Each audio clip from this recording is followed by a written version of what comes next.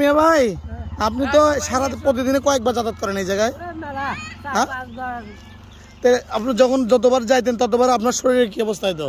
খুব খারাপ, ধুলের জন্য যাওয়া যায় না। ধুলের জন্য যাওয়া যায় না, তো এটা পরিষ্কার করে নিতে পারলেন না? যারা যে মাটিটা কাটছে তাদের বলতে পারলেন না আপনারা? হ্যাঁ, না শুনে তো মাটি কাটা বন্ধ রাখতেন।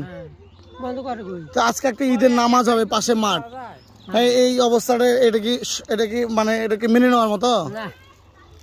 তারপরে পদক্ষেপ নিলেন না কেন?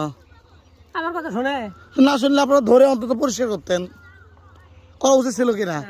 মানুষ যে ঢাকা থেকে আসতেছে বিভিন্ন জন নামাজ, এখন এখানে দুনিয়ার মানুষ নামাজে যাবে। হ্যাঁ যাবে। কালকে রাতে যখন আসছে এখানে মনে করেন পুরো মোটরসাইকেল ডেবে গেছে ধুলার মধ্যে।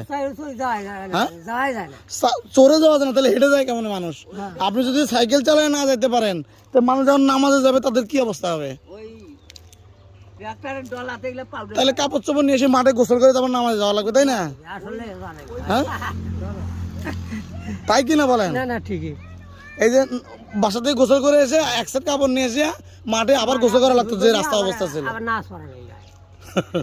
এই অবস্থা, যাক কি করবো আর ভাই।